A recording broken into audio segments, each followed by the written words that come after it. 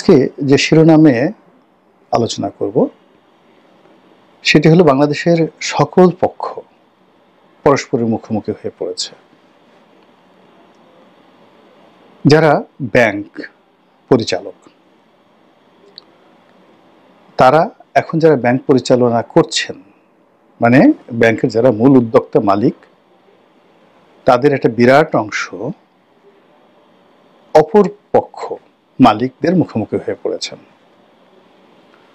যারা share holder মালিক, এরা আবার এখন বাংলাদেশ ব্যাংকের পক্ষ থেকে যে ম্যানেজমেন্ট দেওয়া হয়েছে তাদের সাথে পলিসিগত বিষয়ে মুখোমুখি আছে। ব্যাংকের যে মূল স্টেক হোল্ডার, ব্যাংকের ম্যানেজমেন্ট এবং যারা ব্যবসায়ী আমানতকারী, তারা মুখোমুখি অবস্থানে পৌঁছে গেছে। যারা সরকার চালাচ্ছেন, সরকার এবং জনগণ, অনেকগুলো বিষয়ে রীতিমতো মুখোমুখি অবস্থায় পৌঁছে গেছে। সরকার এবং রাজনৈতিক দলগুলো একেবারে মুখোমুখি অবস্থায় পৌঁছে গেছে। সরকারের কতগুলো বিভাগ, বিশেষ করে উপদেষ্টা মণ্ডলী, তারা এবং তাদের যারা সহযোগী, তাদের সঙ্গে রাষ্ট্রের কতগুলো প্রতিষ্ঠান, যেমন সেনাবাহিনী, পুলিশ বাহিনী, রীতিমতো মুখোমুখি অবস্থানে সচিবালয় সহ পৌঁছে গিয়েছে, কোনো সন্দেহ নেই। এর বাইরে রাষ্ট্রীয় প্রতিষ্ঠানগুলোর মধ্যে বিভিন্ন পক্ষ, যেমন দুর্নীতি দমন কমিশন, সচিবালয়, জুডিশিয়ারি, মিলিটারি, পুলিশ, বিজিবি, এখানে বিভিন্ন মতাদর্শ, দল, আদর্শ এবং যারা সুবিধাভোগী, তাদের মধ্যে বেশ কয়েকটি গ্রুপ মুখোমুখি দাঁড়িয়ে গেছে, কোনো সন্দেহ নেই। তো এরকম মুখোমুখি অবস্থার পাশাপাশি পুরো রাজনীতির অঙ্গনে সব রাজনৈতিক দলগুলো বন্ধুহীন হয়ে পড়েছে। বাংলাদেশে এখন জাতীয় পার্টির কোনো বন্ধু নেই, বিএনপির কোনো বন্ধু নেই, জামাতের কোনো বন্ধু নেই, হেফাজতের কোনো বন্ধু নেই, আর চরমোনার কোনো বন্ধু নেই। এগুলো তো মূল দল। এর বাইরে তো কমিউনিস্ট পার্টি যারা আছেন, বামধারার রাজনীতি করেন, তারা তো আসলে ক্ষমতায় যাওয়া বা এগুলো নিয়ে কখনো মাথা ব্যথা তাদের নেই। তারা তাদের মতো করে একটা আদর্শিক রাজনীতি তারা করে যাচ্ছেন, ওটা একটা ভিন্ন প্রসঙ্গ। এরপর আপনি আসেন পেশাজীবী সংগঠনগুলো। সেই পেশাজীবী সংগঠনের মধ্যে নানা রকম দ্বন্দ্ব, সংঘাত, দখল বাজি থেকে শুরু করে অসন্তোষ চরমে। এরপর চাঁদাবাজদের দুটো গ্রুপ, একটা হলো প্রকাশ্য চাঁদাবাজ আর একটা হলো আন্ডারওয়ার্ল্ডের চাঁদাবাজ। এই আন্ডারওয়ার্ল্ড এবং পেশাদার চাঁদাবাজ, এই দুই গ্রুপের মধ্যে দ্বন্দ্ব এবং সংঘাত একেবারে মুখোমুখি অবস্থায় অনিবার্য হয়ে পড়েছে। তো এ সকল দ্বন্দ্ব এবং এই সংঘাত মে মাসের এই 20 তারিখে বসে আমি যখন এই ভিডিওটি করছি, এটি এমন একটা ক্রান্তিকালে, একটা যাকে বলা হয় পয়েন্ট অফ নো রিটার্নে এসে গেছে। আজকের দিনে, মঙ্গলবার দিন দুপুর 2টোর সময়, আপনি যদি এই ঢাকা শহরের বাসিন্দা হন, তাহলে আপনি এমন কিছু শুনছেন এবং এমন কিছু আশঙ্কা করছেন যেটি আপনি কখনো ইতিপূর্বে শুনেননি। এবং একটা জিনিস আছে, কিছু না কিছু বটে, কিছু না কিছু রটে। দ্বিতীয়ত হলো যে এই পৃথিবীতে যা কিছু ঘটে তার আগাম কিছু পূর্বাভাস এই পৃথিবীতে চলে আসে। আপনি ধরুন কোনো নবী আসবেন, রাসূল আসবেন, তার আগাম বার্তা চলে আসে যে হি ইজ কামিং। আমরা এখন যেমন বলছি ইমাম মাহদী আসবেন, হযরত ঈসা আলাইহিস সালাম আসবেন, এরকম আমরা বলছি। ইয়াজুজ আসবে, মাজুজ আসবে, তারপরে দাজ্জাল আসবে। আমরা এই শত শত হাজার হাজার বছর ধরে সেই আল্লাহ রাসূলের জামানার পর থেকে এই কথাগুলো বলছি। আবার হযরত ঈসা আলাইহিস সালামের জামানা থেকেই বলা হচ্ছিল যে একজন রাসূল আসবেন। কোথায় আসবেন, কোন বংশে আসবেন এবং তার নাম কি হবে, এই কথাগুলো পর্যন্ত সেই যদি ধরুন 570 খ্রিস্টাব্দে, তাহলে 500 বছর ধরে এটি প্রচার হয়ে আসছে। আবার হযরত ঈসা আলাইহিস সালাম আসবেন, মুহাম্মদ রাসূলুল্লাহ সাল্লাল্লাহু আলাইহি ওয়াসাল্লাম আসবেন। তার আগে যারা উল্লেখযোগ্য নবী ছিলেন বনী ইসরাইলের মধ্যে, হযরত মূসা আলাইহিস সালাম, হযরত দাউদ আলাইহিস সালাম, হযরত ইউসুফ আলাইহিস সালাম, তারপর হযরত ইউসুফ আলাইহিস সালাম, হযরত ইব্রাহিম আলাইহিস সালাম। এখন হযরত ইব্রাহিম আলাইহিস সালামকে যদি বলা হয় যে তিনি আসলে সকল মানে যেটা প্যান আরব জাতিগোষ্ঠীর ফাদার, তো তিনি বলে গেছেন যে তার বংশে এই ইসমাইলের বংশে শেষ নবী আসবেন। তো এইভাবে যেভাবে বলে গেছে, একইভাবে পৃথিবীতে কখন সুনামি হবে, কখন দুর্ঘটনা ঘটবে, কখন যুদ্ধ হবে ইত্যাদি সব কিছু আগে বলা হয়েছে। 2025 সনে ভারত এবং পাকিস্তান যে যুদ্ধ হবে এটা আজ থেকে 10 বছর আগে প্রেডিক্ট করে বিবিসি বলে দিয়েছে এবং ঠিক সেই সময়টাতে যুদ্ধ হয়েছে। তো সেই দিক থেকে এই আজকের এই দিনটিতে আপনি যা কিছু দেখছেন, যা কিছু শুনছেন, এই জিনিসগুলো আগামী দিনে যা কিছু ঘটবে তার একটা পূর্বাভাস। যেভাবে আমরা অতীতে শেখ হাসিনার পতনের পূর্বে অনেক পূর্বাভাস আমরা পেয়েছিলাম, সেটা 2014 থেকেই আমাদের 10 বছর অপেক্ষা করতে হয়েছে, কিন্তু যারা আমরা বিশ্বাস করেছি যে শেখ হাসিনার পতনটা অনিবার্য, তারা কিন্তু বিচ্যুত হয়নি। আর যারা এটা ভুলে গিয়েছিলেন যে প্রকৃতির একটা প্রতিশোধ আছে, প্রতিটি কর্মের একটা প্রতিক্রিয়া আছে, প্রতিটি কর্মের একটা ফল আছে, তাদের পরিণতি আজ কোথায়, তারা কোথায় আছেন, কি অবস্থায় আছে, তাদের পরিবার পরিজন কি অবস্থায় আছে। তো সেই দিক থেকে আজকের যে প্রসঙ্গ নিয়ে আলোচনা করব সেটা হলো যে এখানে অনেকগুলো পক্ষ পরস্পরের মুখোমুখি হয়ে গেছে।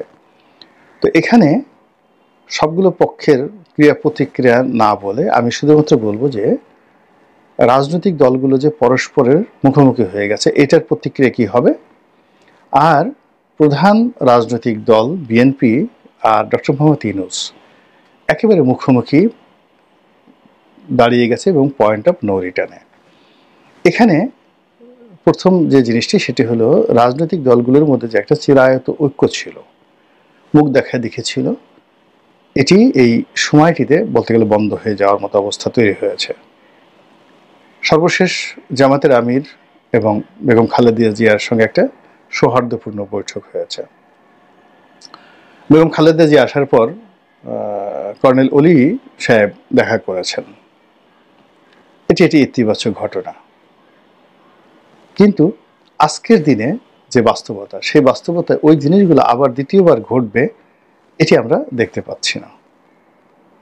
এখানে রাজনৈতিক যে বিভেদ এবং বিসংবাদ এটা চরমে গিয়ে পৌঁছে গেছে, যা কিনা পুরো গণতান্ত্রিক প্রক্রিয়া, পুরো নির্বাচনী বিধি ব্যবস্থা এবং আমাদের যে সামাজিক উন্নয়ন এবং রাজনৈতিক উন্নয়ন, এই পুরো উন্নয়নটা মুখ থুবড়ে পড়ে গেছে এখানে।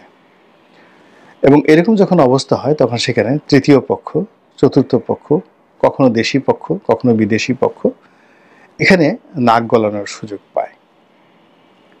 আমরা এখন অনেক কথা বলি, এখন আর সে আগের জমানা নেই, এখন সে ইস্ট ইন্ডিয়া কোম্পানির যুগ নেই, কিন্তু বাস্তবতা হলো যে এখন আরও আগের চাইতে খারাপ অবস্থায় এই জিনিসগুলো হচ্ছে। আগে যেমন ধরুন ইস্ট ইন্ডিয়া কোম্পানি বলেন ইংরেজরা, বা ফ্রান্সের যারা সাম্রাজ্যবাদী শক্তি ছিলেন, নেদারল্যান্ডে যারা ছিলেন ডাচ, ওলন্দাজ, কিংবা যারা পর্তুগিজ ছিলেন, তাদেরকে সরাসরি মাঠে নেমে জায়গা দখল করতে হতো, আসতে হতো, ইনভেস্ট করতে হতো। কিন্তু এখন পুরো সিস্টেমটা এমন অবস্থা হয়ে গেছে যে বিশ্বব্যাংক থেকে একটু কলকাঠি নেড়ে দিলে, সিআই অফিস থেকে একটা কলকাঠি নেড়ে দিলে, অজিত দুহাল যদি একটু কলকাঠি নেড়ে দেন, পাকিস্তানের আইএসআই যদি একটা কলকাঠি নেড়ে দেন, ঢাকা শহর তছনছ হয়ে যায়, যেটি আজকে 200 বছর আগে, 100 বছর আগে কল্পনা করা যেত না। তো এইভাবে বিভিন্ন পক্ষ মুখোমুখি হয়ে গেছে। আইএসআই বাংলাদেশের বিষয়ে, চীন ভারত বাংলাদেশের বিষয়ে, আমেরিকা রাশিয়া বাংলাদেশের বিষয়ে, সব পক্ষ কিন্তু মুখোমুখি হয়ে গেছে। তো সেই মুখোমুখি অবস্থানের মধ্যে রাজনৈতিক দলগুলোর মধ্যে যে সম্পর্কের অবনতি, সেই অবনতিটি অচিরেই সংঘাত হিসাবে দেখা দেবে। এবং ইতিমধ্যে আপনারা দেখেছেন যে চাঁপাইনবাবগঞ্জ, পাবনা, রাজশাহী, তারপরে শেষে আরও বেশ কয়েকটি এলাকাতে বিএনপির সঙ্গে জামাতের রীতিমতো রক্তক্ষয়ী সংঘর্ষ হয়ে গেছে এবং এটি বাড়তে থাকবে। এবং জামাত ঢাকা শহরের বেশ কয়েকটি প্রতিষ্ঠানে এতটা শক্তিশালী বিশ্বাস করেন যে এখানে সংখ্যাধিক্য দিয়ে ছাত্রদলের অনেক সংখ্যাধিক্য রয়েছে, কিন্তু যদি ক্যাডার ভিত্তিক মারামারি হয় তাহলে অনেক শিক্ষা প্রতিষ্ঠান, আমি নাম বললাম না, সেখানে আসলে শিবিরই টিকে থাকবে। তাদের হাতে সেই শক্তি তারা অর্জন করেছে এবং সেই লজিস্টিক সাপোর্ট তাদের রয়েছে। তো এরকম একটা অবস্থা তৈরি হচ্ছে রাজনৈতিক দলগুলোর মধ্যে।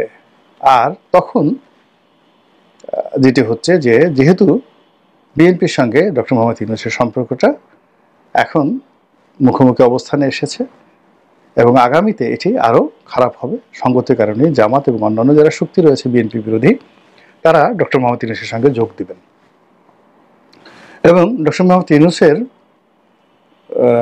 সাথে যোগ দেওয়ার ফলে যদি তাদের যে রসায়ন এবং সমীকরণটা, তাদের পাল্লাটা একটু ভারী হয়, তাহলে দেখবেন যে আরও অনেক মানুষ যারা মধ্যপন্থা অবলম্বন করছে, এরা সবসময় সুবিধাবাদী, যে দল ভারী থাকে সেই দলে গিয়ে যোগ দেয়।